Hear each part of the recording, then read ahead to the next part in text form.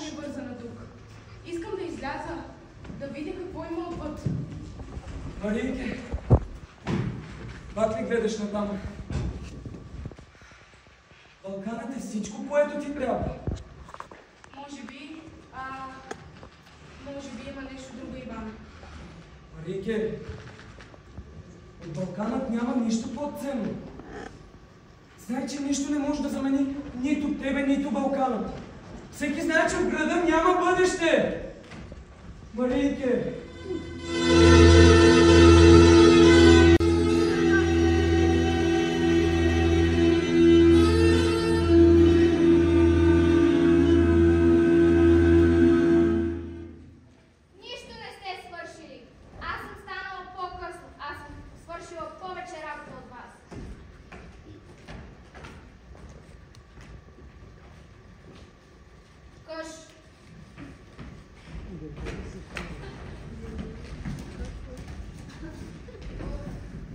Мария ми е голяма грижа, баба Рада. Откакто този Петър се върна обратно в селото, все за него мисли. Понякога хората гледат към звездите, а не виждат пътеката под краката си. Мислиш ли, че той е нейната пътека? Той е Балканът. Ще видим дали тя ще избере него или ще тръгне по чужди пътища. Баба Рада.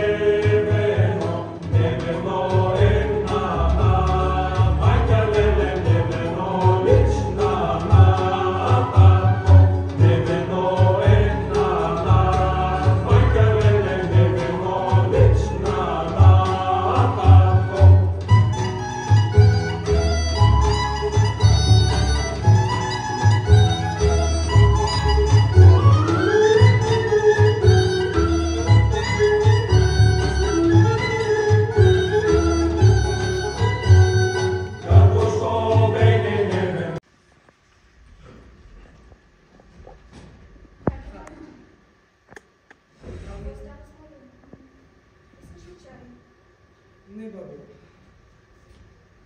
Бабо, дойдох при тебе да ми помогнеш, да ми дадеш съвет. Истина, само ти можеш да ми помогнеш. Не знам какво да правя. Подготвил съм се. Пръстен съм взел, но има един проблем. Какъв проблем има, дете? Страх ли е, че може да откаже ли? Не, бабо. Говорих с нея и каза, че иска да напусне селото. Спокойно, дете. Ще направим всичко възможно да я задържим. Няма да позволим на това богатащ да я манипулира. Истина, много се надявам бабо да я задържи. Къде е вас, мене?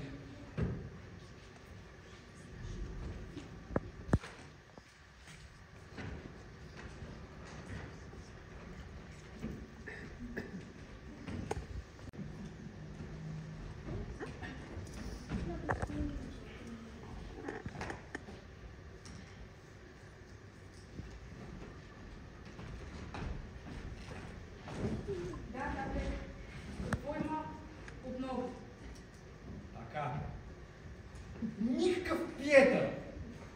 Иван е момъкът за тебе чиедо. Той дава, всичко тия си щастлива, а ти искаш с някакъв си богаташ. А ти не може ли веднъж да ме оставиш да реша сама в моя живот? Драгостине, насила не се гради живот. И какво ще ти кажат хората? Че сме продали щерка сега някакъв си богаташ за пари! А нима Господото не ни интересува повече от бъдещето на дъщеря си? града нямаш бъдеще! Тук ти е живота! Оставя да го разберем по трудния начин. Ела да се разходим.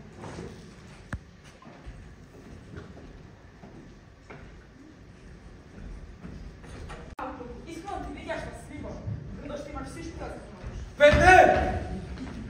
Остави я, защото тя принадлежи на Балкана, не на твоите лъжливи обещания! Балканът може да ти даде само труд и бедност, Иване. Аз си предлагам бъдеще. Кой ти стига? Не искам да бъда наречена града. Марийки, лъжбите се ли от надолу, а Кажи, Иване, какво има?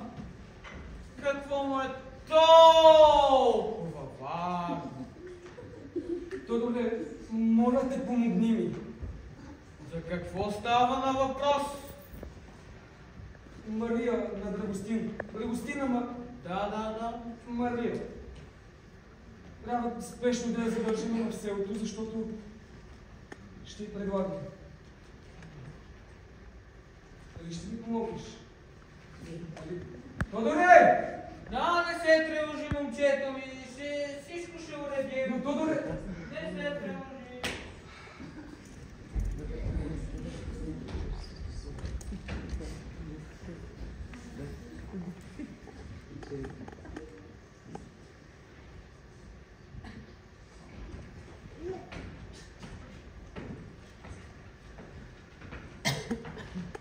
какво става Тодора?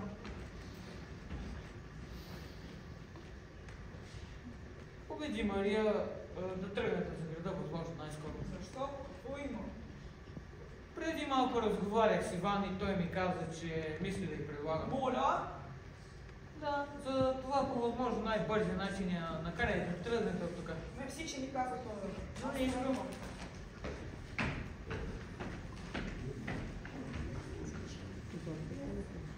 Иване, потърси Мария. Петър знае всичко и сега гледа по-бързо да заминат.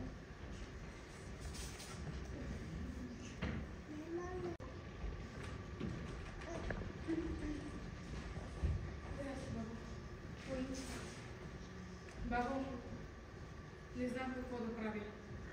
Сякаш нещо ме дърпа към Петър и към града, но пък и сърце не ми да оставя Иван и селото.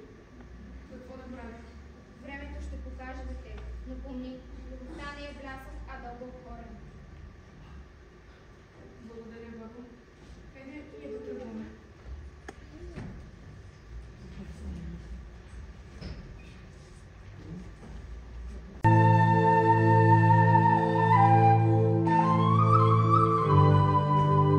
Марийке!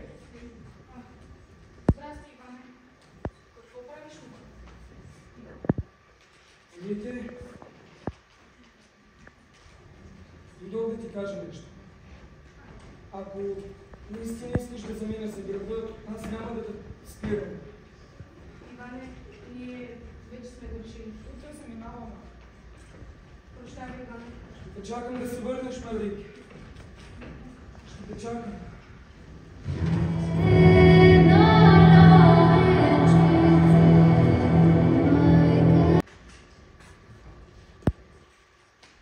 Бабо,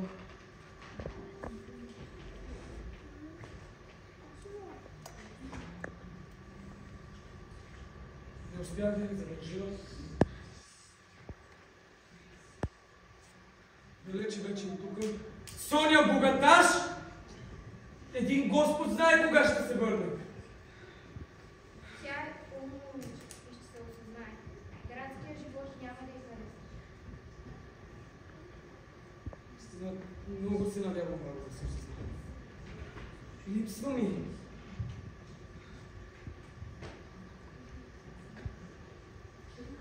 Бабо, нещо тръгвам. Благодаря ти много, че ми даваш съвет. Балканът е моят дом. Върна ли се при нас? Да, Иване, но най-вече при себе си. Аз да питам нещо. Да. Дарко вкъщи ли си? Понеже го търсих, обаче обаче никъде не го намерих. Да, вкъщи си. Във вас е класи. После ще се види, Марийке!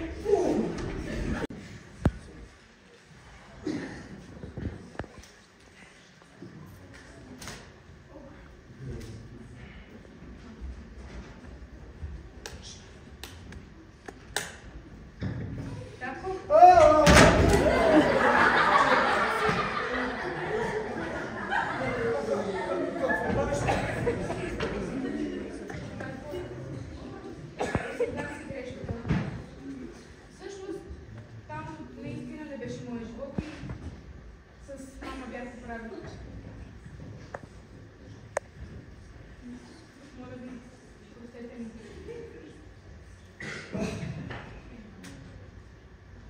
Прости ни и ти. Чие домо е? Добре ли си? Хубаво е да ви кажа отново благодаря, че дойдохте и ни напълнихте сърцата отново с вашето присъствие. Едно от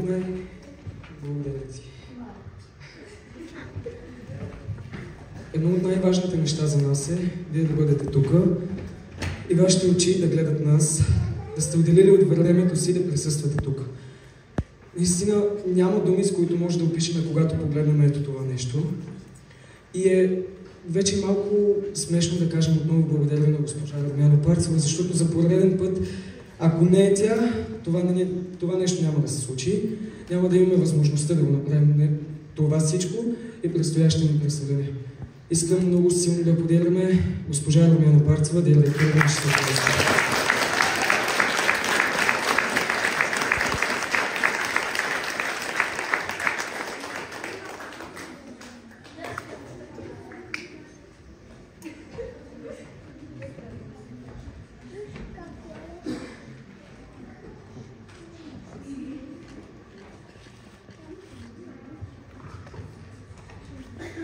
И аз благодаря на аудиторията, че оцени нашия клуб Неочаквани завеси за втори път през тази година, който набира сили, както виждаме, с много различен нюанс, хумор, една много добра театрална игра. Даже си позволи да кажа на госпожа.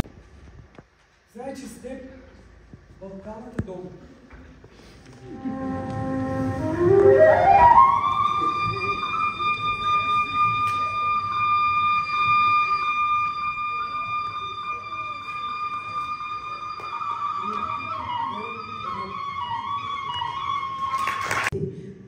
Важното е да мислят зряло и на време и да продължат да обичат театър. И тъй като и аз не съм на сладка тема, това са моите любими бомбони Фереро Роше.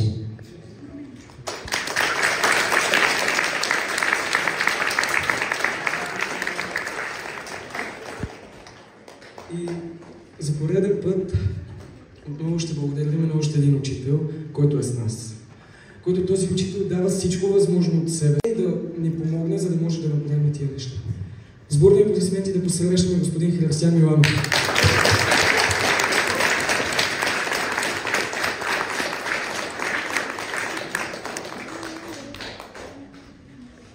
Благодаря ви, че сте тук и благодаря отново на тези ученици, как ни радват и отдават всичко от душата си, за да може първо да се съберем, второ да се насладим на една комедия. Аплодисменти.